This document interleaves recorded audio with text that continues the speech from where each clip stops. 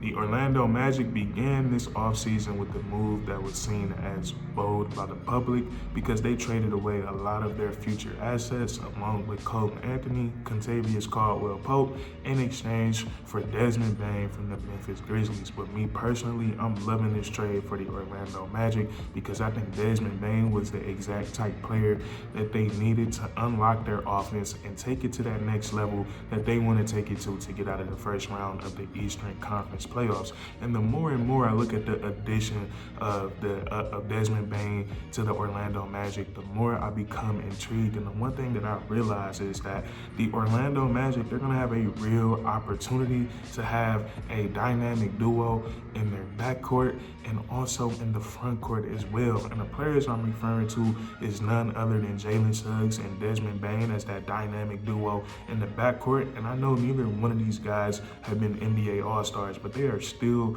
high-level basketball players, high-level playmakers. I think they're high-level playmakers for themselves, and they're going to be high-level playmakers for the Orlando Magic as well. So you have Desmond Bane and Jalen Suggs in the backcourt. And by the way, Jalen Suggs, he's made an All-NBA defensive team already in his young NBA career, and Desmond Bane has been consistently scoring over 17 points per game efficiently over these last couple of years. So these guys can hoop.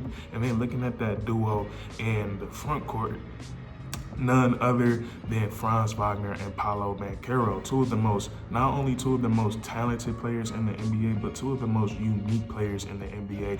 And we're going to get into that later on in the video when we dive into those guys. Pause on that most definitely. But looking at these two tandems for the Orlando Magic, not only do I think they're just going to be, working well as pairs with each other in the front court and in the back court, but I think all of it is going to end up feeding off of each other. These four guys are going to be making a lot of plays for each other on the offensive and the defensive side of the ball. And before we get into the duos, one more thing I want to say about the Orlando Magic is that we see them trending more towards that modern NBA lineup where we're seeing a lot of these NBA teams, they're going away from having that, traditional point guard or that one guy that's setting the table from everyone. When we look at the last couple of teams that has won NBA championships, when we look at the Oklahoma City Thunder, no pure playmaker in their offense, just a bunch of guys who can put the ball on the floor, make plays for themselves, and make plays for each other. And of course, they had Shai Gilgeous-Alexander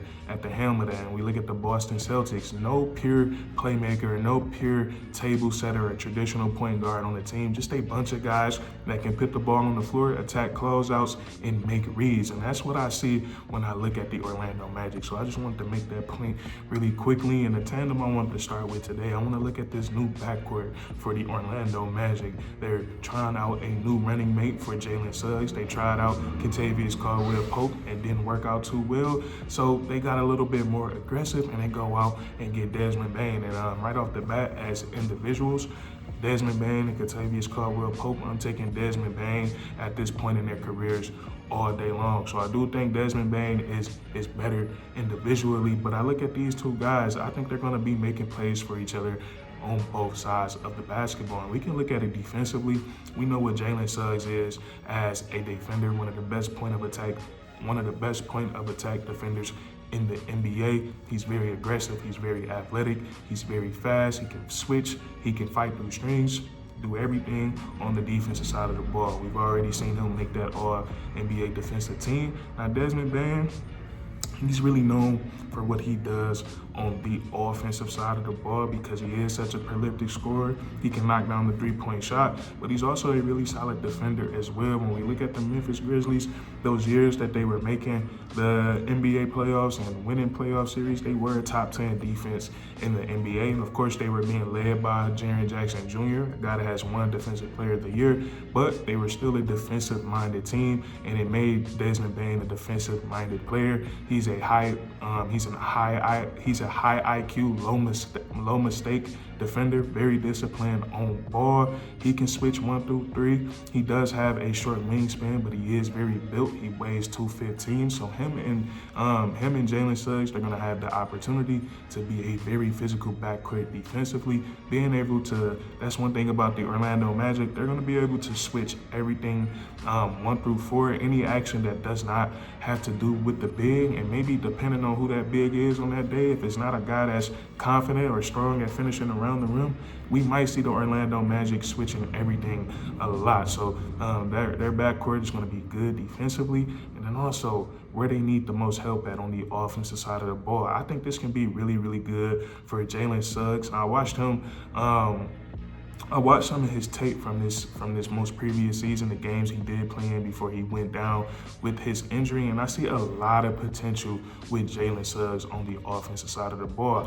There were moments where the Orlando Magic were struggling offensively, where he had to attempt to take on a bigger offensive role. That's why we see his numbers wasn't that efficient this season. Paolo Banchero also went down very early in the season, so it was hard for him to get quality shots. So I think these guys coming back healthy, and then Jalen Suggs having a guy as dynamic as Desmond Bane alongside him in the backcourt, I think he's going to get a lot more easier looks. But the potential I saw in Jalen Suggs as a scorer offensively from last season, he looked so confident, so creative at getting downhill and finishing around the rim. I thought he was a really solid finisher. And then also I see a lot of potential on his three-point shot as well. I think his form is really solid, and I saw a lot of range on a lot of those three-point shots that he was getting. And when he was getting those open looks, he was definitely knocking them down. I think when you pit Desmond Bane alongside him, Desmond Bane is a really good floor stretcher because he can shoot the ball from so deep. And then if he gets a hard closeout from the defender, he is so good at attacking that closeout. He can get downhill and he can do everything as an offensive creator from that point at a pretty decent level. So with having that, and he was impactful for Ja Morant as well. So having that floor spacer on that hash, on that wing for Jalen Suggs when he is operating with the ball in his hands, I think that's going to be really good for him, and it's going to open the offense up for not just Jalen Suggs, but Paolo Banchero and Franz Wagner as well. So that's how I'm looking at these two guys on the offensive and the defensive side of the ball. And I also think they're going to be dangerous in transition. Both guys are good at getting out on the fast break, pushing the ball down the court with the ball in their hands. So I'm looking forward to seeing Jalen Suggs and Desmond Bane as a backcourt for the Orlando Magic next season. Now we get to talk about the front court, the duo on the front court, which I said earlier is so unique. And what makes these guys so unique is their size.